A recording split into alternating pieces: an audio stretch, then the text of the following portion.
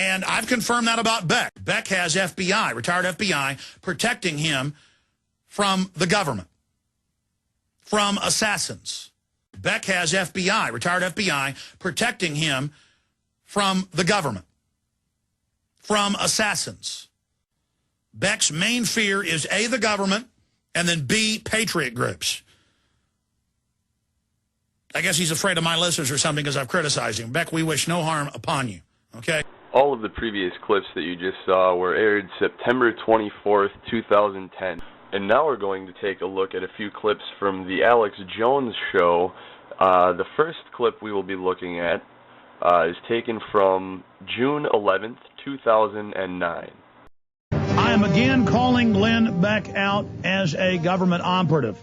I've called him out as CIA. I know it when I see it. On half his episodes where he demonizes gun owners, conservatives, people fighting the New World Order, and tries to tie us to Al-Qaeda and the murder of people at Jewish centers, he has CIA operatives in Black Ops, in Deception, on the show with him, and he did yesterday.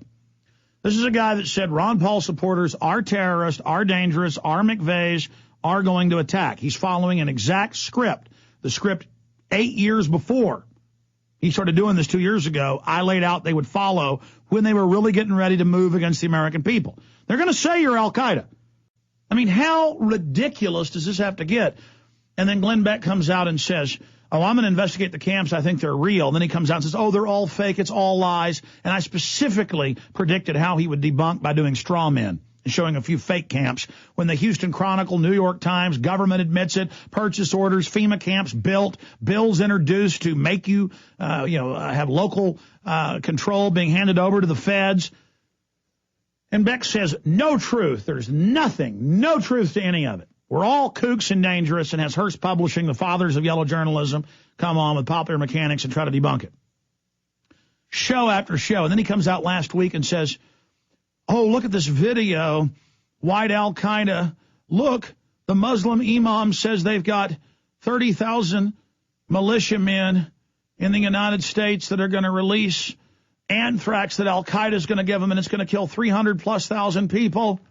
I remember seeing that video months ago on neocon websites, and it's some crazy loon saying if we had the militias, and boy, we could do this. Clearly just one of tens of thousands of nutty imams out there. But by the time Beck got it, he said, I've been warning about this group. I've been warning about this unholy marriage of the militias, the white supremacists, and the Al-Qaeda. They're going to hit us. And he starts doing fake crying. I mean, it's obviously fake. Oh, my country, I worry. We got to arrest all these people. And in this instance, Alex Jones is absolutely correct. It is fake crying. As a matter of fact, Glenn Beck exposed himself for how much he uses Vicks vapor rub underneath his eyes to conduct this fake crying. Take a look at this. I think if you need more tears, you're going to need... Yeah, I'm listening to him. Okay. Flash. It's like a teeny bit, so I like his eyes to be open. You just go wait for these beeps right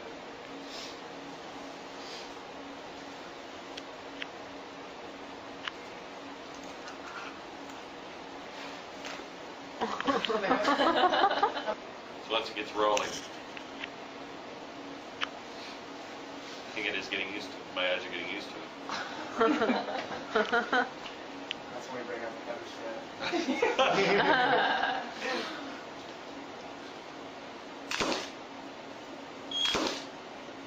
You just look at me. That's good. Instant sadness.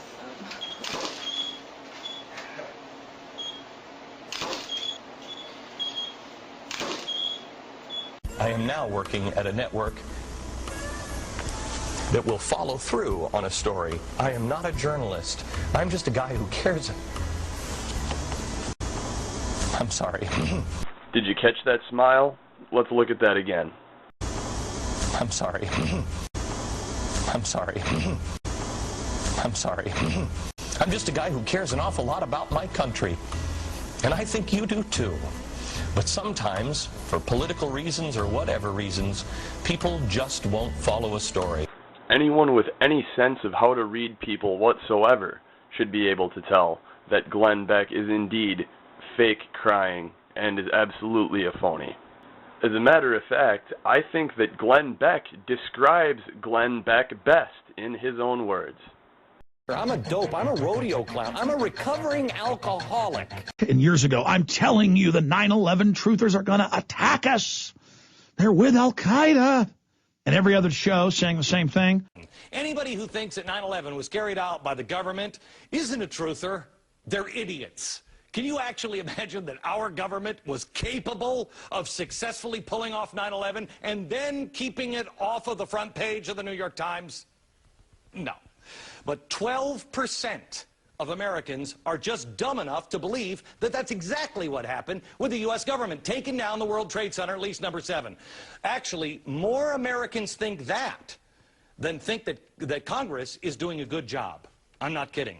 These truthers are exactly the kind of people who want to rock this nation's foundation, tear us apart, and plant the seeds of dissatisfaction in all of us. Michael Shermer is a founding publisher of Skeptic Magazine and executive director of the Skeptic Society. And James Meigs, he is the editor-in-chief of Popular Mechanics. Let me start with you. Mike.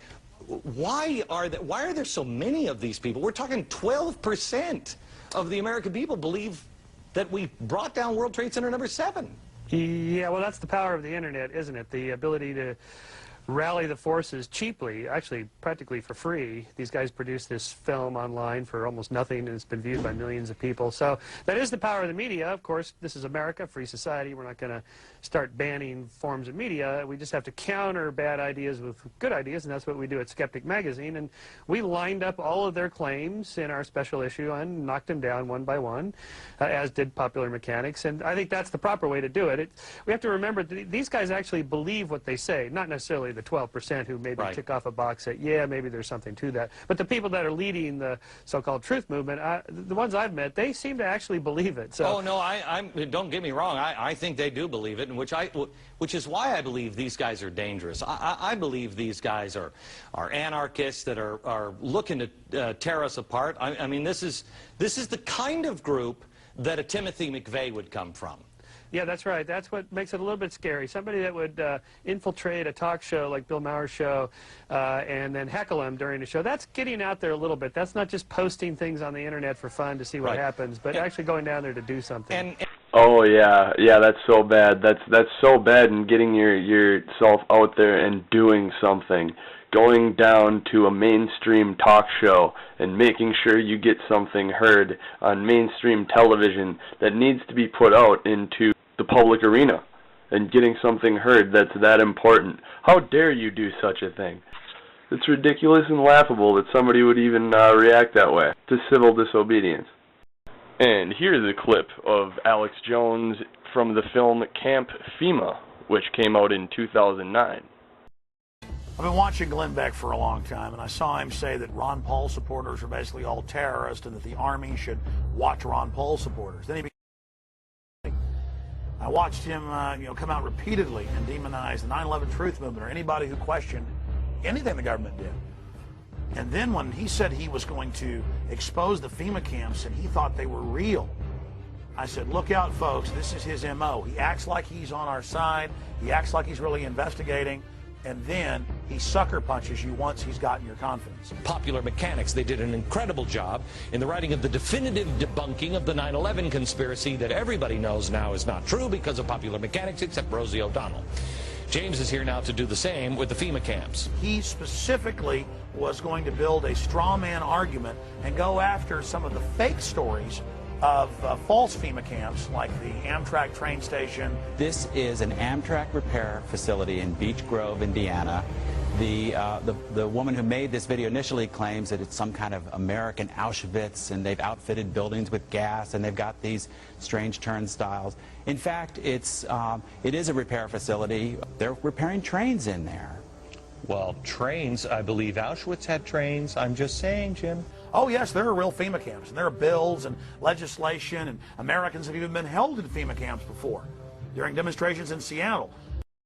didn't choose to go into any of that, even though we mailed him packets of that material. One of those buildings has been knocked down. This video actually dates from about 1995. So the turnstiles are there for, they were there, they're not there anymore? Right, the turnstiles were just ordinary subway turnstiles. It would be familiar to anyone who's ridden the subways in New York. He went to the disinfo on the internet knowing he could discredit a straw man. And that's what's so despicable about Glenn Beck, is that his propaganda is so shoddy that it's just amazingly predictable. By the way, if you want to get all of the information and more on the FEMA camps, debunk information that we couldn't get into this segment, help silence the annoying conspiracy freak in your life. There is enough out there. We don't need to make stuff up. Glenn Beck knows he's a liar. So, after seeing what we have seen, what exactly are we supposed to think?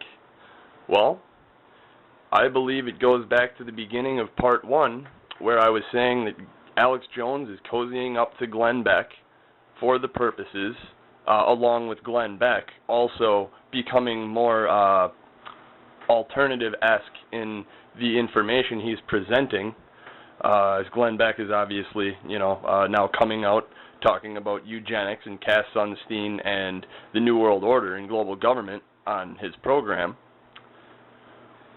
This is going on because they are trying to engineer the next American Civil War.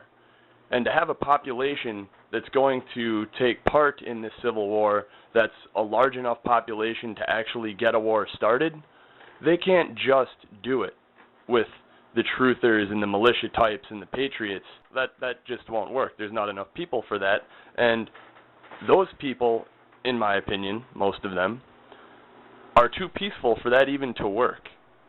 So, what's left is lumping the truthers and the Patriots and the militia types and so forth in with the mainstream right-wing Republican Fox News watching crowd, and that being a gigantic portion of the population sends it well over the edge of a large percentage, large enough to indeed bring on such a disaster as the next American Civil War.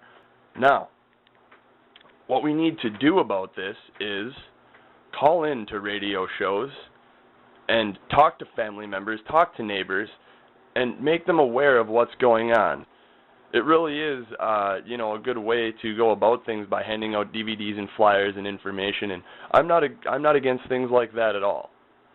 But when you distribute flyers and information such as Alex Jones's material, when he has such a fear-based delivery that will send somebody over the edge, such as he did on Y2K, when he literally made large amounts of people across the state of Texas pack their things and run for the hills. Bill Cooper exposed Alex Jones for doing such a thing, and Bill Cooper was exactly right when he said, people like him, meaning Alex Jones, only end up discrediting all of us eventually. And all of us meaning researchers into government corruption and conspiracies, people who are exposing the New World Order. So anybody seeing this video, please take this to heart. This is a notice, a warning, whatever you want to call it. This should be enough proof for anyone out there to realize what's going on with Alex Jones. I ask you, in closing, what would make more sense? Would it make more sense, seeing as how us in the research community know and agree and acknowledge that counterintelligence exists and Operation Mockingbird exists, and since these things are indeed real and provable, would it make more sense that they put someone out in the alternative media and have them be somebody who doesn't get much attention, or does it make more sense that they would put somebody out in the alternative media and make the biggest voice in the alternative media someone like Alex Jones, who came from seemingly nowhere and rises through the ranks with a cable access show and radio, and then starts making documentary films and things slowly but surely. It was the tiptoe. It was the totalitarian tiptoe that David Icke so much likes to call it, is exactly what they did with Alex Jones. Here we are now, and here it's becoming more and more obvious what's going on with Alex Jones and Glenn Beck. Alex Jones is on their side.